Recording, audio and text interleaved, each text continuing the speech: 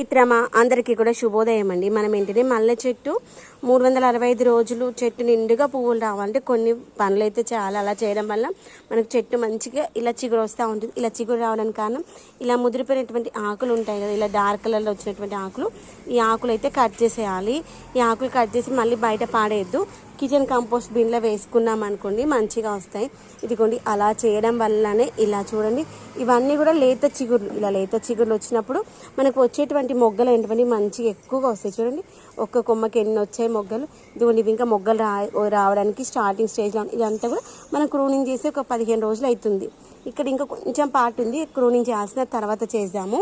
ఎందుకంటే ఇప్పుడు కంటిన్యూగా వర్షాలు పడేటప్పుడు మనం మొక్కని టచ్ చేసామనుకోండి మొక్క హార్డ్గా ఉంటుంది, స్టెమ్స్ అనేటువంటి బ్రేక్ అవుతాయి. అందుకని వర్షం పడినప్పుడు కాకుండా వర్షం తగ్గాక 2-3 రోజుల తర్వాత మనము కొమ్మ కత్తిరింపు పెట్టుకోలేదంటే అన్ని స్టెమ్స్ బ్రేక్ అయిపోతూ ఉంటాయి. గుర్తుపెట్టుకోండి, వర్షాకాలంలో వర్షాలు పడినప్పుడు అయితే అస్సలు చేయదు. అందుకని మొన్న వర్షం స్టార్ట్ అవుతుంది అన్నప్పుడు గబగబా ఒక హాఫ్ అన్ అవర్ చేసేసాను. ఎందుకంటే మనకు అప్పుడే వాన పడుతుంది కదా, అప్పుడే ఆకులు ఇంకా స్ట్రాంగ్ అవ్వన్నమాట. అందుకోసం ఎందుకంటే మొక్క తడిసేలాగా నేనైతే ఈరోజు ఏం స్ప్రే చేస్తున్నా అంటే నీమ్ ఆయిల్ అయితే స్ప్రే చేస్తున్నాను. ఎందుకు అంటున్నారా, ఈ యొక్క వర్షాకాలంలో ఈ యొక్క మొగ్గలు తినేటువంటి బాగా వస్తే పెస్ట్. ఇదిగోండి ఇక్కడ మనకి అక్కడక్కడ బ్రౌన్ కలర్లో కనిపిస్తుంది అండి, అదంతా ఇదిగోండి అదే ఆ పురుగు. అది కనిపిస్తుందా, ఒక నిమిషం చూపిస్తాను ఆగండి మీకు.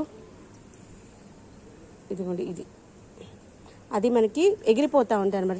మొక్క పైన ఉండదు కానీ ఆ మొక్కకు వచ్చేటువంటి మొగ్గలు ఉంటాయి చూడండి, ఆ మొగ్గలంతా తినేస్తాయి. చూపిస్తానండి ఇదిగోండి ఇవన్నీ మొగ్గలు తినేస్తుంది. ఇదిగోండి మొగ్గలు మొత్తం తినేసింది అది. అందుకని మనకి ఇదిగోండి చూసారా ఇలా మొగ్గలంతా తినేస్తుంది అనమాట. అలా తినేయకుండా ఉండాలి అంటే మనము ఈ యొక్క లిక్విడ్ ఫర్టిలైజర్ అయితే ఇద్దాం. చూడండి అది అస్సలు పోదు, మనం దగ్గర టచ్ చేసినా చూడండి, టచ్ చేసినా దానికి భయం లేదు, అంత ఇదిగా ఉంటాయి అనమాట. ఇదిగోండి దాన్ని స్ప్రే చేసినా అది పోవట్లేదు. అందుకే మనం కొంచెం ఇది నీమ్ ఆయిల్ అనుకోండి కొంచెం ఘాటు వాసన చేదుగా ఉంటుంది కదా, తర్వాత ఆయిల్ కాబట్టి కొంచెం స్టిక్కీనెస్ ఉంటుంది, జారిపోయినటువంటి గుణం ఉంటుంది కాబట్టి మొక్కలకి పెస్ట్ రాకుండా ఉపయోగపడుతుంది. తర్వాత వర్షాకాలంలో ఆకులు ఎక్కువగా లేకుండా చూసుకోవాలి. హనీ బీస్ ఎంత మంచిగా వస్తున్నాయి. ఇలా మొక్క అంతా తడిసే విధంగా మొక్కకి స్ప్రే చేసుకోవాలి. ఒక 2 రౌండ్స్ చేసామనుకోండి మొక్క మంచిగా హెల్తీగా ఉంటుంది.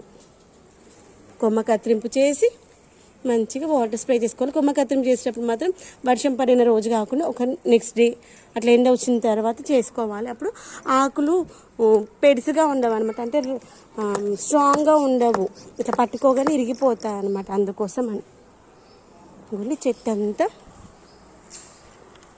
తడిసే విధంగా అయితే స్ప్రే చేద్దాం.